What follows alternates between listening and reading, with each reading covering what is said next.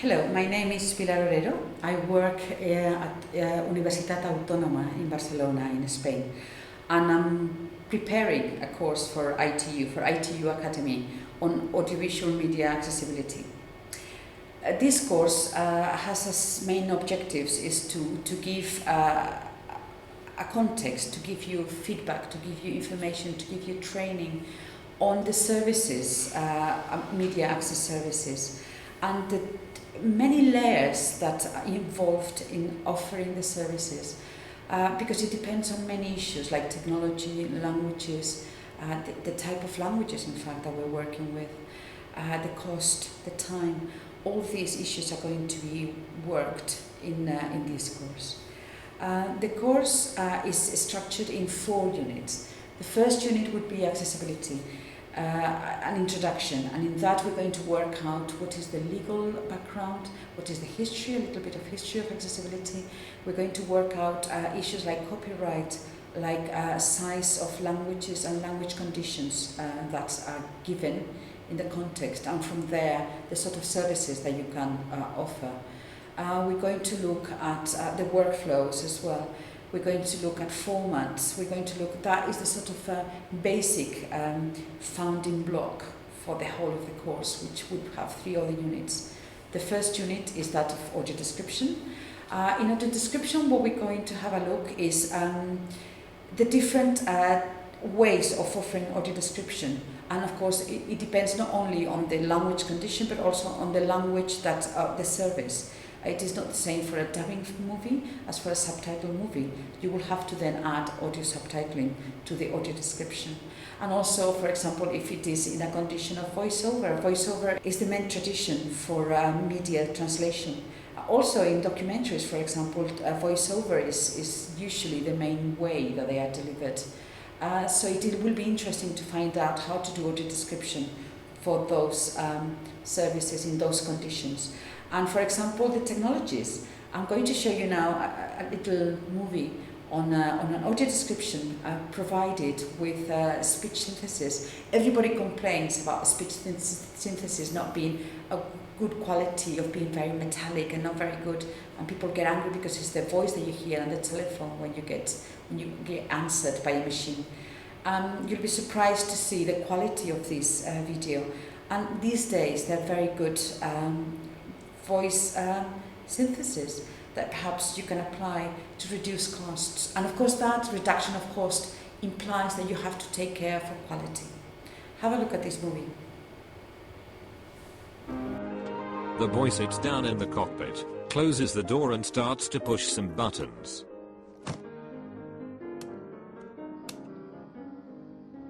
The propellers start to move.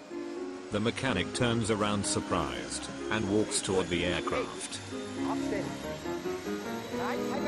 The boy starts the engine, looking down at the mechanic, smiling at him and giving him the thumbs up.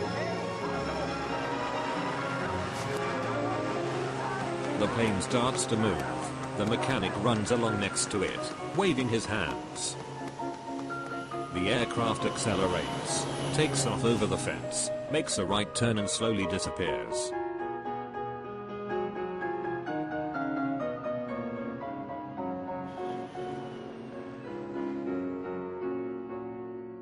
Soon, all that remains is a little white cloud in the blue sky.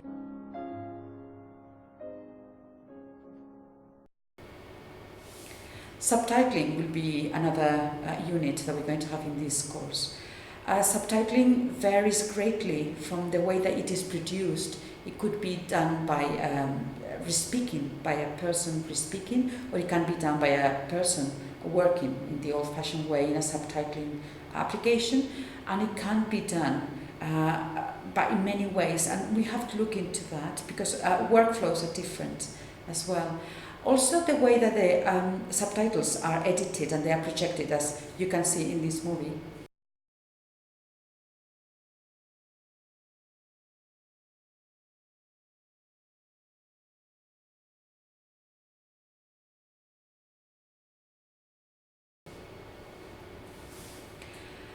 And all these we're going to look at: subtitles, the production, the distribution, All that would be part of the subtitling module, and formats, for example, as well, costs, subtitling workflows, all that would be looked in there. And the last one, it is the module on sign language. Sign language is again a very important access service that has to be provided to allow for people who has sign language as their first language access to media. Sign language varies greatly from the cost of producing it to the bandwidth that you have to offer it, or how it is distributed, how the end user will have it closed, opened, all that. But even we can have sign language as an avatar. It doesn't mean, again, as we saw previously with the audio description, that you have to have a machine to reproduce it. But it is an option that we have to consider. It will never be the same an avatar as a human being doing a sign language. But why not? We have to accept that they exist, that every day they're getting much better. The faces are never going to be perfect. And in fact, they're not very well developed these days, but we're getting there slowly.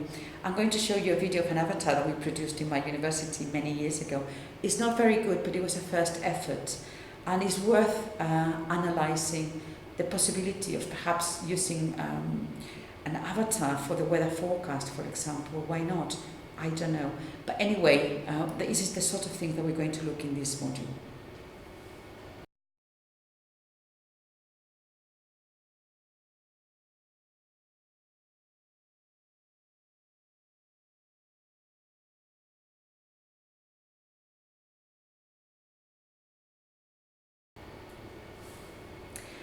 The course materials that we have is going to be basically a PowerPoint presentation that you can work yourself through it, and you will be guided by a tutor through the course. It is an online course with a tutor that will help you and will guide you through it. But we're also going to have videos like the videos that I showed you now for the avatar or for the audio description movie. So we have short videos to show you the possibilities that we have. We're going to be interviewing people across the world that has a direct work and a direct implication with media accessibility. Of course, we would love to have videos that you can send us of examples that you have that we haven't considered, basically because we don't know everything. We know quite a lot, but not everything on every country, on every situation.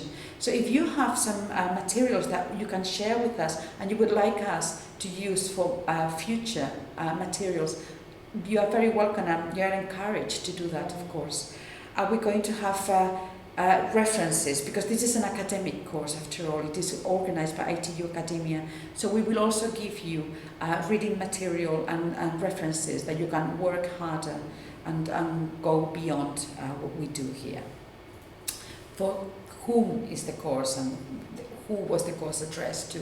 The course that we've been creating is addressed to every stakeholder in the media accessibility value chain.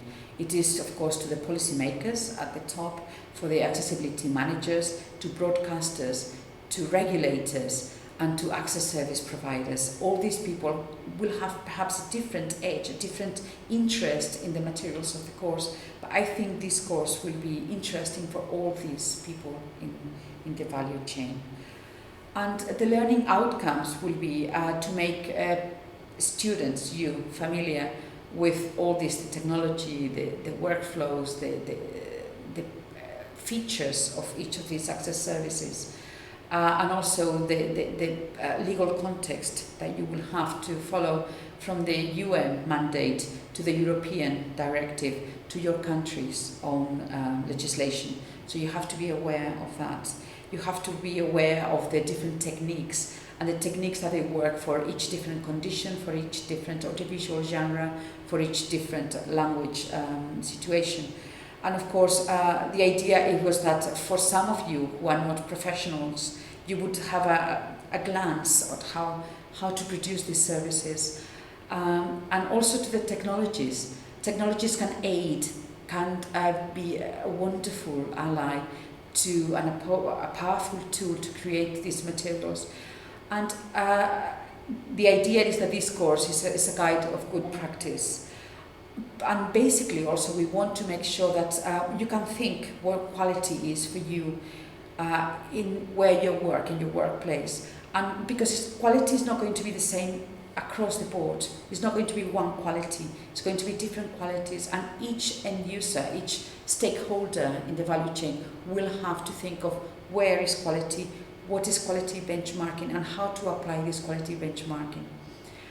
So basically, we want to make sure with this course that we create good access services in quantity, but also in quality. And we want to help us, and we want to you to help us as well. So we want to have an exchange of content, vision, technology, services, costs. In this course, this is what we are trying to achieve. Basically, to have a good course, good teaching, good training on media access services. Of course, we want to offer from this course a guide of good practice for everybody, all the stakeholders. And I would like to introduce the team that has produced this content. We have Pablo Romero Fresco, who's going to be doing the course, the unit on subtitling. I will be doing the unit on accessibility and audio description, and my colleague Marta, she would be doing the unit on sign language.